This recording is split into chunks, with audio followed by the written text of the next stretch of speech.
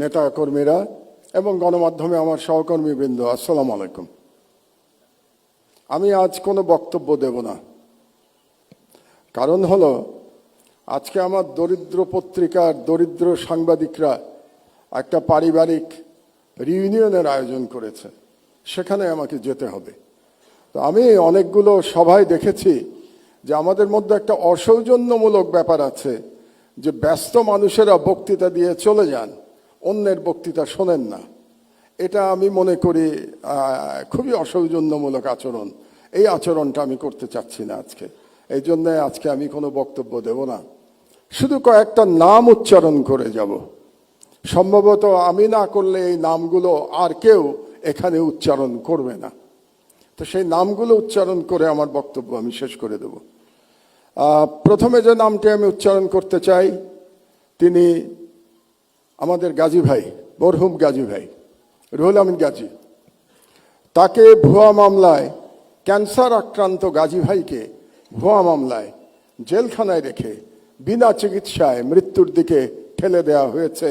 আমাদের ম্যাডামের মতো, ম্যাডামকে যেমন বিনা চিকিৎসায় ভুয়া মামলায় মৃত্যুর দিকে ঠেলে দেওয়া হয়েছিল। দুর্ভাগ্যের বিষয় হলো, আজকে যারা মিডিয়ার স্টলওয়ার্টার এখানে বসে আছেন, তারা কেউ গাজী ভাইয়ের জন্য টু শব্দ উচ্চারণ করেন নাই। এটাই বাস্তবতা। 2 নম্বরে আমি নাম বলতে চাই আসাদ ভাইয়ের।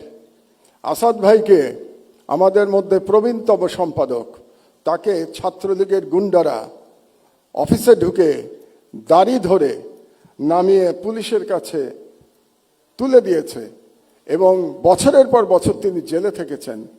তিনিও অসুস্থ, তার স্ত্রী মারা গেছেন। তিনি তার স্ত্রীর পাশে যে থাকতে পারেন নাই, কারণ জেল থেকে বেরোনোর পরেও তাকে পালিয়ে পালিয়ে থাকতে হয়েছিল। আসাদ ভাইয়ের জন্যে কোনো এলিট সম্পাদক আওয়াজ তোলেন নাই। এটাই বাস্তবতা। বাংলাদেশের সংবাদ মাধ্যমের বাস্তবতা ছিল 16 বছর। আমি নাম বলবো শফিক রহমান ভাইয়ের। শফিক ভাই আমার পাশে বসে আছেন। আমরা পাশাপাশি সেলে জেলে ছিলাম। 80 বছর বয়সে শফিক ভাইকে মাটিতে শুয়ে থাকতে হয়েছে। টয়লেটে যেতে পারতেন না, কারণ ওই টয়লেটে কমোড ছিল না। বেশ কিছুদিন শীতের মধ্যে মাটিতে পড়ে থাকতে হয়েছে, উনি উঠতে পারেন নাই। তারপরে যখন আমার পাশের রুমে আসলেন, ওনাকে ধরে ধরে আমরা ব্রেকফাস্ট করতে, দুপুরে খেতে আমরা একসাথে যেতাম, কত গল্প করেছি। শফিক রহমানের জন্য কেউ আপনারা দাঁড়ান নাই। এটাই ছিল ফ্যাসিবাদের চরিত্র। আরেকজনের নাম বলি কনক সরোয়ার। তার অপরাধ ছিল, তিনি আজকের প্রধান ব্যক্তি তারেক রহমান সাহেবের একটা বক্তৃতা তিনি লাইভ চালিয়েছিলেন।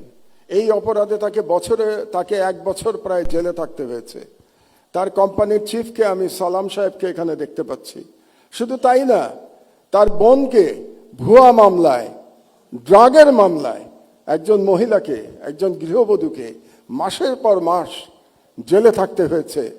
সংবাদ মাধ্যমের বিবেক জাগ্রত হয় নাই। এটাই বাংলাদেশের সংবাদ মাধ্যমের ইতিহাস। তো এই নামগুলো আমি বললাম এই জন্যে, আমি শিওর আমি না বললে আজকে বুকে হাত দিয়ে প্রত্যেকে বলতে পারবেন কেউ আপনারা এদের নাম বলতেন না আজকে। এই জন্যে আমি এই নামগুলো বললাম।